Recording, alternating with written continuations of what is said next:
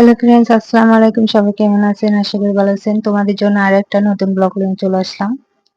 তো এই যে আমি আগে বিরিয়ানি ভাতগুলো গরম দিচ্ছি। এটা হচ্ছে কালকে রাতের বিরিয়ানি, মাহফিল থেকে আনছে। এটা গরম দিচ্ছি।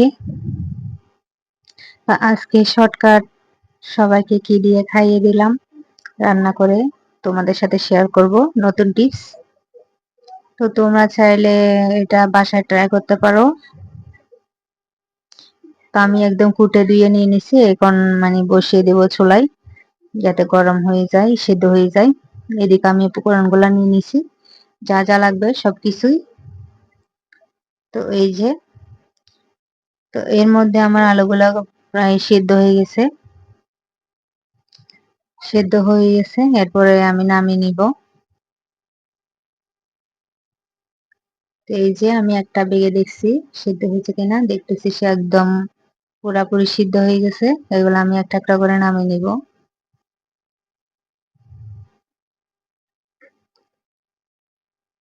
তো আজকে আমি সবাইকে এটা এই রেসিপিটা শেয়ার করতেছি, তোমরা চাইলে বাসায় ট্রাই করতে পারো। এটার নাম বলে আলুর ডাল। এটা আলুকে ভেঙে রান্না করে, এটা কিন্তু খেতে অনেক মজা।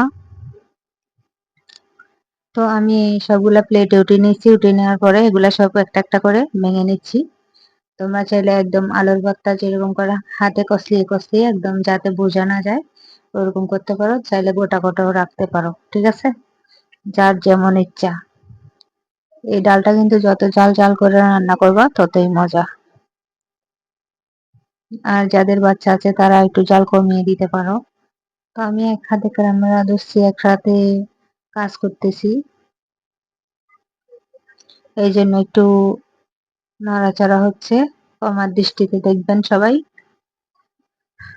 তো এই যে আমার সবগুলা আলু ভাঙা শেষ, এরপর আমি রান্না করতে চলে যাব। এই যে প্রথমে আমি তেলটা দিয়ে দিলাম, তেলটা গরম করে নিচ্ছি। এরপর আমি হাঁড়িটা একটু নেড়ে চেড়ে নিলাম। এরপর আমি উপকরণগুলো দিয়ে দিব একটা একটা করে। এই যে আমি প্রথমে পেঁয়াজ কুচি, কাঁচামরিচ, টমেটো সবগুলো একসাথে দিয়ে দিতে পারবো, সমস্যা নেই। তো নেড়ে চেড়ে ভালো করে কষিয়ে নিব। এখানে আমি পেঁয়াজ, কাঁচামরিচ, টমেটো গুলা দিয়ে দিলাম। এই যে এরকম তেলের বলক উঠে গেলে তোমরা দিয়ে দিবা।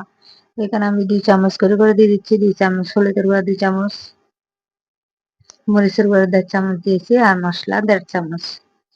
এরপর পানি দিয়ে ভালো করে কষিয়ে নিব।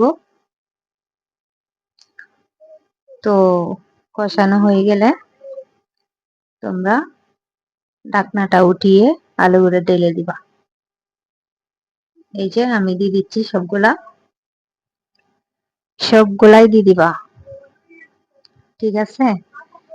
সবগুলা দিয়ে ভালো করে নেড়ে চেড়ে মিক্স করে নেবা। তো এই যে ভালো করে নেড়ে চেড়ে নিচ্ছি। আমরা কিন্তু ছোটবেলায় আলু সেদ্ধ করলে পিছন থেকে মানে চুরি করে খেয়ে ফেলতাম, আম্মুর পিছন থেকে। তোমরা করো কিনা জানি না, এটা আমি ছোটবেলায় করতাম আর কি এই কাজ। এরপরে ধনে পাতা, লবণ অ্যাড করে দিবা। তো বলক উঠে গেলে আমার রান্না শেষ। এই যে পরিমাণ মতো লবণ দিয়ে দিলাম, ধনিয়া পাতা দিয়ে দিলাম। এখন ভালো করে নেড়ে চেড়ে ঢাকনা দিয়ে ঢেকে দিব। তো এই যে আমার আলু সিদ্ধ হয়ে গেছে, আলুর ডাল। সবাইকে আজকে আলুর ডাল দিয়ে খাইয়ে দিব।